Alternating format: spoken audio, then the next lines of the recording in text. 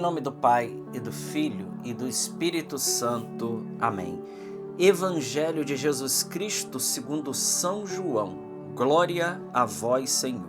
Naquele tempo, Jesus ergueu os olhos ao céu e rezou, dizendo: Pai Santo, eu não te rogo somente por eles, mas também por aqueles que vão crer em mim pela sua palavra, para que todos sejam um, como tu, Pai, estás em mim e eu em ti, e para que eles estejam em nós, a fim de que o mundo creia que tu me enviaste.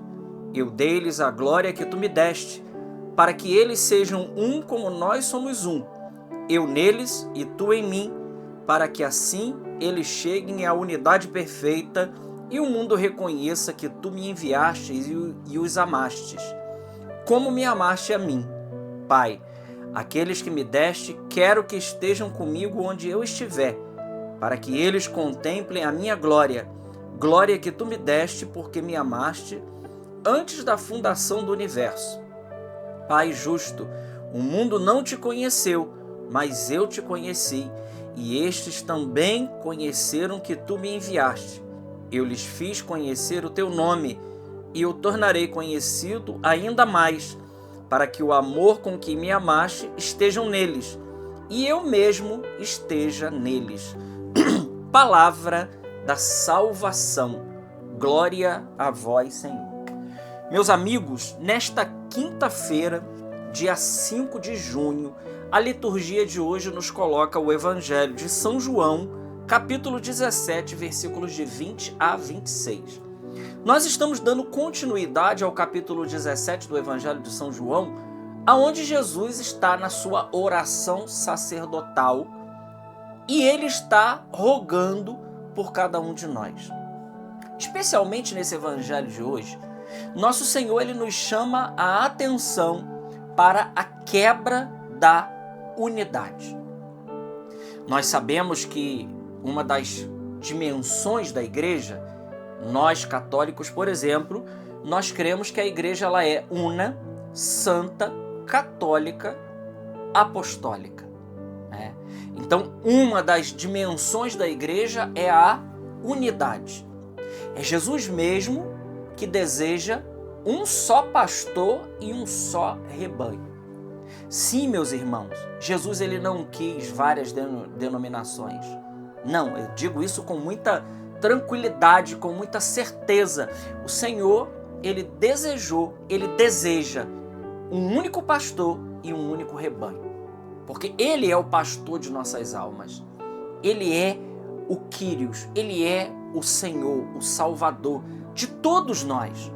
E é isso que o Senhor deseja. E o Senhor hoje, ele está nos chamando a atenção para tudo aquilo que rompe com a unidade. Meus amigos, se tem algo belo na Santa Igreja de Deus, é a unidade.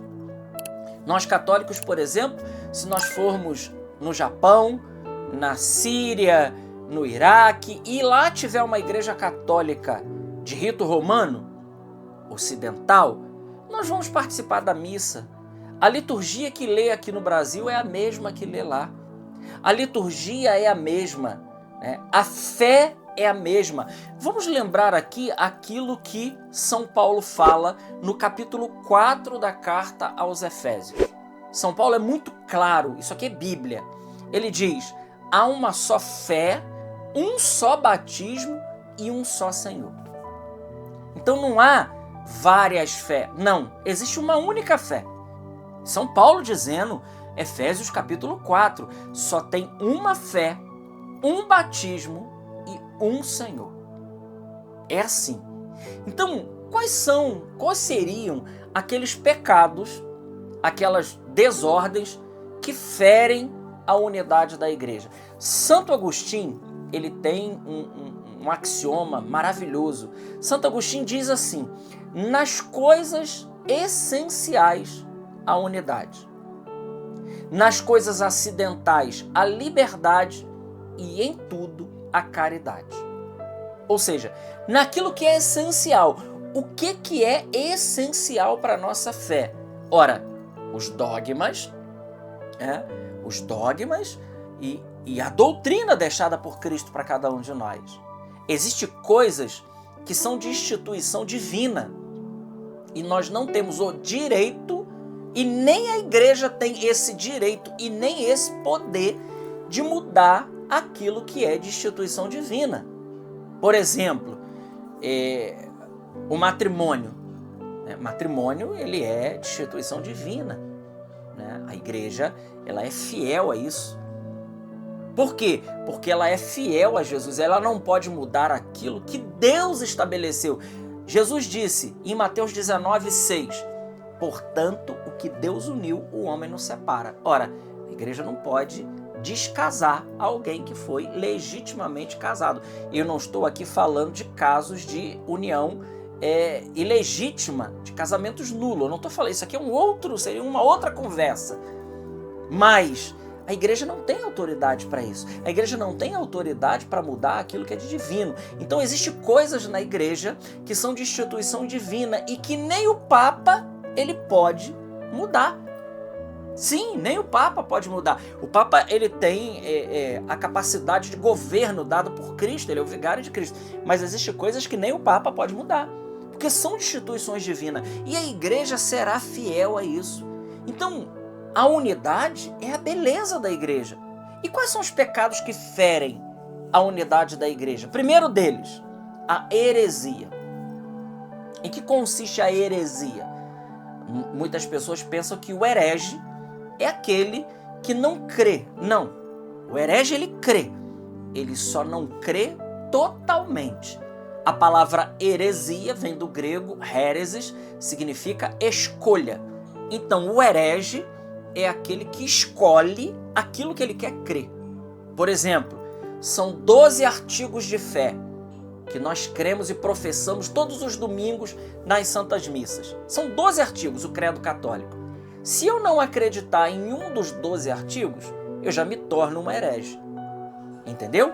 Não preciso não acreditar em tudo ou não acreditar em metade. Basta não acreditar em um dos artigos de fé católica, do credo. Ou basta eu não acreditar e negar um dos dogmas.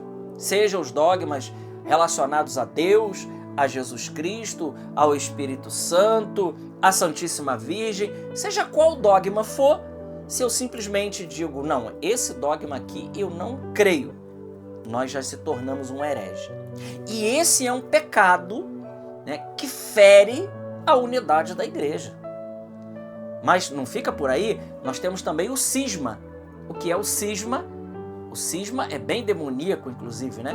Porque o cisma, ele é a divisão, né? O cismático é aquele que, apartado da fé genuína da igreja, ele também coloca outras pessoas em situação de excomunhão, de cisma, de separação.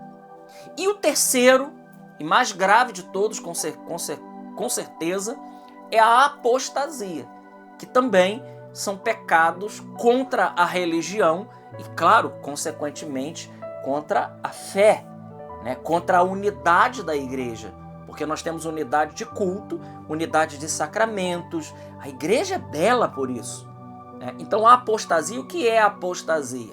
A apostasia é a descrença total das realidades de fé, né? Quase chega a um niilismo, né? Uma descrença total, mas o apóstata é aquele que acreditava e deixou de acreditar, resumindo aqui. Então, a heresia, o cisma e a apostasia são pecados que ferem essa unidade tão sonhada por Jesus Cristo. Ao longo da história da igreja, nós tivemos muitos hereges, né? A heresia não começa só a partir de 1500, não. Já no início da igreja, a igreja precisou combater o arianismo, o gnosticismo, o pelagianismo, o nestorianismo, e são muitas heresias cristológicas e trinitárias que começaram a surgir no começo da igreja. Claro, por que a partir de 300 e pouco?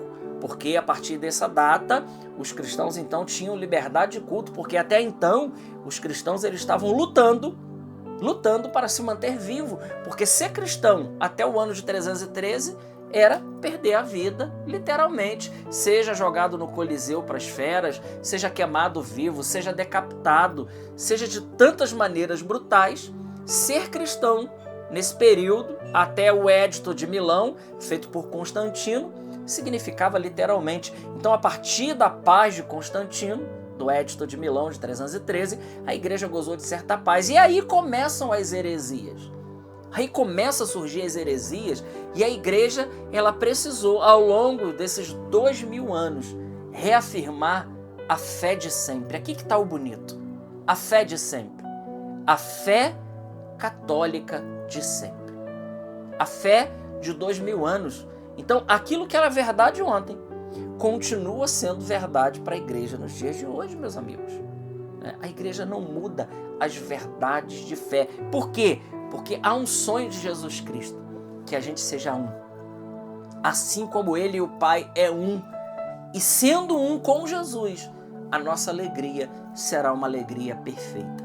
Vamos pedir ao Senhor hoje, nessa meditação desse Evangelho, que o Senhor nos livre, né, de todo pecado contra a religião. Seja heresia, seja o cisma, ou seja mesmo a apostasia, que a gente se mantenha firme na fé recebida no santo batismo. Glória ao Pai, ao Filho e ao Espírito Santo, como era no princípio, agora e sempre. Amém. Salve Maria Imaculada.